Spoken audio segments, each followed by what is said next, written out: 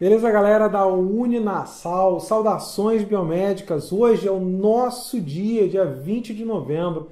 Muito legal estar aqui com vocês, né? Bati um papo durante alguns dias, algumas semanas, né, com o Matheus, e o Matheus me convenceu que eu tinha que estar aqui com vocês também. Embora nesse exato momento, possivelmente eu já estou em Cajazeiras, na Paraíba, também abrindo um outro evento. Mas muito obrigado por você estar aqui, por você estar assistindo esse vídeo, né? Prometo que vai ser um vídeo bem curtinho. Eu queria só realmente mostrar alguns dados que eu acho muito importante, principalmente por conta de concurso público, né? E queria também convidar você a participar, né? O Matheus daqui a pouco, no finalzinho desse vídeo, vai estar fazendo sorteio, né, de alguns cupons de desconto para o meu curso. Mas vamos lá, vamos falar de concurso público. Onde que tem concurso público no seu estado?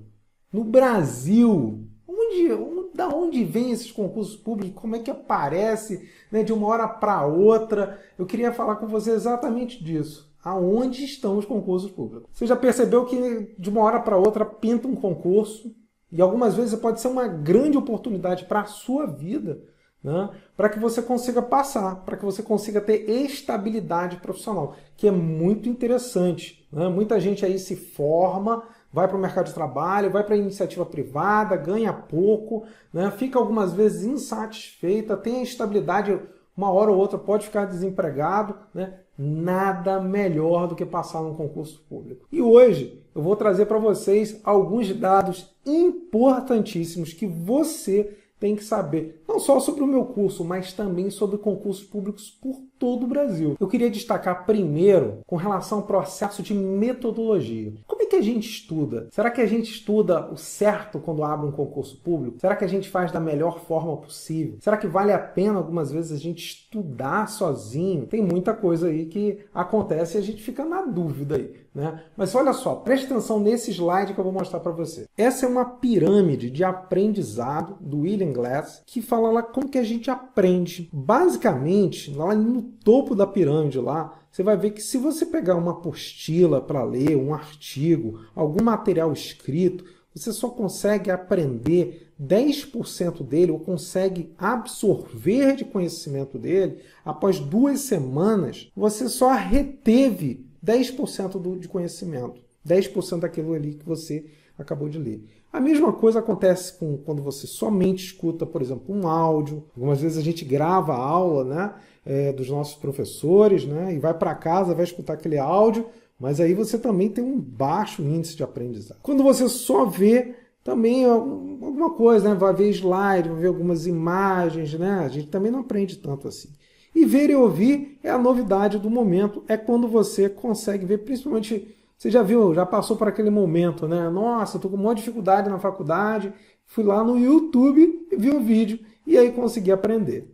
Isso a gente chama de metodologia passiva, tá? O aluno pode ler, escutar, ver e ouvir, ver vídeo, mas o grau de retenção, né, ó, os vídeos aí, né, não são tão efetivos. Ao contrário, quando você começa a fazer um outro tipo de processo, por exemplo, quando você discute, né, com os outros, quando você conversa, pergunta, né, relata, numera, reproduz, né, você começa a fazer algo diferente no seu cérebro. Você começa a fazer um grau de retenção um pouquinho maior. A gente chama isso de metodologia ativa, tá? Metodologia ativa é quando você consegue implementar um tipo de rotina diferente de estudo para que você aumente o seu grau de aprendizado. Então, por exemplo, lá, ó, como você escreve, quando você interpreta, né, você já aumentou para 80%. E quando você começa a explicar, resumir, estruturar, olha só, você já começa a chegar aí, principalmente quando você está tentando ensinar os outros, está tentando fazer, está tentando discutir, olha o quanto que você aumenta de absorção e de conhecimento. Todas essas técnicas aí eu aprendi durante uma pós-graduação no Sírio-Libanês e eu acabei adaptando isso ao preparo biomédico. Então, lá no preparo biomédico você vai ter fórum para discutir, você vai ter revisões e exercícios e você vai ter avaliação do seu desempenho através de um portfólio que você vai montando gradativamente para que você consiga verificar aquelas questões que você mais acerta e aquilo que você mais erra para verificar realmente o grau de aprendizado que você vai estar tendo ao longo de todo o curso. O que a maioria das pessoas não sabe é que algumas vezes, né, o candidato que se inscreve para fazer um concurso, nem sempre ele vai. A gente tem uma estatística que é feita por grandes sites de concurseiros que falam que 25% das pessoas nem comparecem no dia de prova. Passar num concurso público não é fácil, tá? Exige uma preparação. Mas você, enquanto candidato, não precisa ter medo nem da quantidade de inscritos, tá? E nem da questão, por exemplo, dos conteúdos programáticos que caem no concurso, né? Desde que você consiga ter uma boa preparação. E você tem que dar atenção ao que mais importa. Nem sempre estudar todo o conteúdo programático de um concurso vale a pena. 80% das questões de uma prova de concurso, elas são associadas apenas a 20% do que é pedido no edital. Por isso é muito importante que a gente se prepare com material adequado para que você consiga, né, alcançar o seu êxito no processo de aprovação. Eu quero te contar uma história que, na verdade, é a história da minha vida, né? A história é que eu, né, mesmo tendo feito graduação, né, numa universidade pública, que foi da Unirio, né, que eu sou carioca, fiz mestrado e doutorado em biofísica na UFRJ, e depois, quando eu terminei, já estava até dando aula em algumas universidades, depois que eu terminei o doutorado, eu acabei ficando desempregado, né? Então, assim, para mim foi uma situação muito complicada, porque eu já era casado, já tinha uma filha pequena de 2 anos, e eu me vi numa situação de desemprego por 10 meses, onde eu tive que ser sustentado pelo salário da minha esposa. Então, assim, não foi fácil, tá? Mas eu criei uma metodologia, eu criei toda uma sistemática para que eu pudesse estudar, porque como eu já era professor, eu falava, não, é impossível não passar em concurso. E eu comecei a analisar os concursos públicos que estavam sendo abertos, para tentar criar assim, uma estratégia. O que tinha nesses concursos que eu deveria de fato saber? Será que eu tinha que estudar todo o conteúdo programático? Eu pegava aquele calhamaço lá de coisas que estavam lá no edital, estudava tudo e não passava. Falei, não, alguma coisa está errada. Então eu tenho que realmente analisar os concursos públicos. E aí foi quando eu comecei essa história de querer estudar para concurso e querer passar. E aí foi quando eu descobri uma série de situações, inclusive eu vou te mostrar alguns dados desses aí que são extremamente interessantes, né? E eu acabei fazendo agora uma revisãozinha, né, dos últimos 3 anos e meio dos concursos que foram abertos no Brasil inteiro. Acompanha aí. Então a grande pergunta ali é onde abrem mais concursos para o biomédico? Se você perceber aí em 2014, né, começou em julho de 2014 essa análise desse edital, eu pesquisei isso nos sites muito conhecidos aí, o PC Concurso, Folha Dirigida, tá? De julho de 2014 a novembro de 2017, quantos concursos a gente já teve? No ano aí de 2014, no último semestre, a gente tinha 30 concursos. Em 2015 a gente teve 58, 2016 63 e 2017 37 concursos até agora.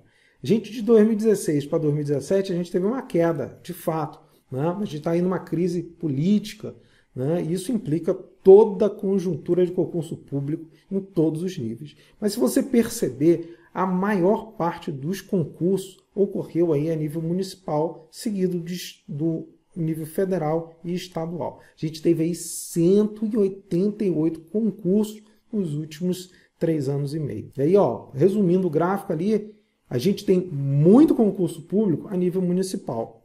Lógico, o salário não é melhor, tudo bem, mas assim, vale a pena você de repente estar passando por esse concurso, adquirir uma certa estabilidade, alcançar o seu primeiro degrauzinho para que depois você almeje os próximos degraus, né, para que você consiga ter a sua estabilidade, inclusive com um salário um pouquinho melhor. Mas tem muito concurso municipal que é muito bom. Inclusive eu sou concursado no município e eu não saio de lá não. E quais regiões aí tiveram mais concursos aí nesses 3 anos e meio? A gente falar assim que desses 188 concursos que tiveram, a maioria foi para o Sudeste, tá? Mas assim, as outras regiões também não ficaram atrás não, principalmente aí no Nordeste. Olhando aí no mapa, a gente teve aí, 32% dos concursos foram feitos para a região Sudeste, 25% aí para o Nordeste, seguido aí do Centro-Oeste, Norte e Sul. E aí muita gente se pergunta assim, pô, mas tem biomédico? Realmente, teve pouco concurso. Sim, teve pouco concurso, né? Mas a gente teve aí nos 5 anos, eu fiz uma análise também no CNES, tá? Que o CNES é o Cadastro Nacional dos Estabelecimentos de Saúde do Brasil. E eu verifiquei que ao longo desse processo aí dos últimos 5 anos, a gente teve um aumento bem interessante, tá? Com relação às pessoas, né, que entraram no SUS, os biomédicos que entraram no SUS, eles aumentaram aí em 117%.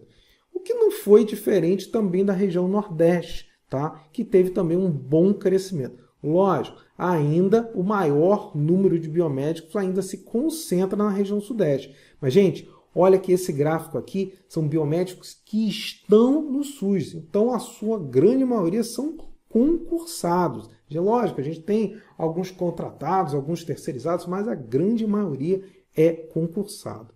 O que me chamou a atenção, principalmente, foi o fato assim, que existem muitos municípios ainda sem biomédico no seu plano de cargos e salários. Embora a gente tenha tido aí 100% de aumento do número de biomédicos, a gente podia ter muito mais concurso, coisa que não aconteceu. Para você ter uma ideia, né, aí no Nordeste, a gente tem aí 9 estados, né, temos 1.794 municípios e a gente tem uma quantidade de biomédicos, né, no SUS de 1.955.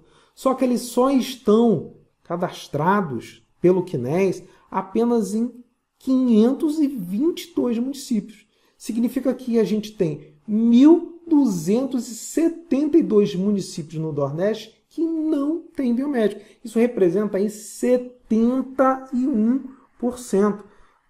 Até mais alto do que a média nacional, que é de 68%. Então existe ainda um grande desafio na nossa frente aí, que é a implementação dos biomédicos em todos os municípios do Brasil, que a gente ainda não tem essa realidade. Vamos só destrinchar um pouquinho o Nordeste. No Nordeste, particularmente aí no Maranhão, tá? A gente tem um alto índice de municípios sem biomédicos. Olha só, a gente só tem cadastrados, né, 62 biomédicos no Maranhão, apenas em 31 municípios. E a gente tem lá 186 municípios, né, do total de 217 no Maranhão, que a gente tem 86% de sem biomédicos nos municípios. Né? Então a gente tem que criar, de fato, uma grande estratégia para que a gente consiga implementar. Mostrar agora para vocês aí o quantitativo de biomédicos pelos municípios que têm biomédicos aí cadastrados aí pelo CNES aí, tá? Então a gente tem lá, ó, aqui em São Luís, né, na cidade aí de vocês, aí a gente tem apenas 8 biomédicos que trabalham efetivamente no SUS. Finalizei aí um papo nosso sobre o concurso público. Você está vendo aí que a gente está faltando muito concurso ainda, mas que a gente tem uma grande, assim, olha pelos dois lados. Se por um lado a gente tem poucos concursos aí, né, para a sua região, para o seu estado, né, para os municípios aí do seu estado, a gente tem uma mega oportunidade de ampliação.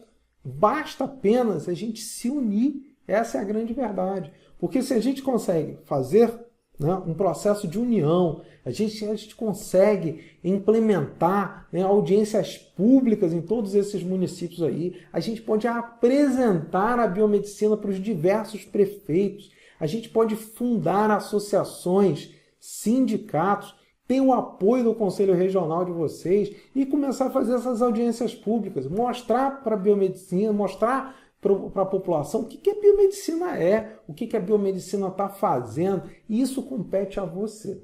Então, assim, um grande desafio. A gente teve aí 50 anos, hoje a gente está comemorando aí 51 anos de biomedicina, mas a gente tem um grande desafio para os próximos 50 anos, que é, de fato, implementar a biomedicina em todos os municípios do Brasil. E quem vai fazer isso são vocês. Tá? Gente, esse é o meu recado para vocês. Eu acho que é muito pertinente para que vocês consigam pensar em estratégias. E aí, coloque em debate aí, né, com os palestrantes que estão aí, né, com os representantes das associações, dos sindicatos, né, do conselho, o que vocês podem estar auxiliando essas pessoas, essas instituições, para que a gente possa alcançar 100% de biomédicos em todo o Brasil. Esse é um grande desafio. Gente, mas se abrir o concurso, é importante que você já esteja preparado, porque de uma hora para outra pode surgir uma grande oportunidade. Para isso, eu vou estar fazendo um sorteio agora. Aliás, o Matheus vai estar fazendo um sorteio agora com vocês aí de 5 bolsas para o meu curso preparatório, que vocês podem ter todas as informações no meu site, que é o www.preparabiomédico.com.br. Beleza, galera? Então, gente, fica aí com o Matheus. Grande palestra aí, grande término de evento para vocês aí, né? E a gente se vê por aí, em algum lugar aí, seja nos vídeos, seja numa próxima palestra, quem sabe até presencial. Galera, foi um grande prazer estar aqui com vocês. Muito obrigado pelo convite. E, Matheus, agora é contigo aí. Valeu, galera. Tchau, tchau.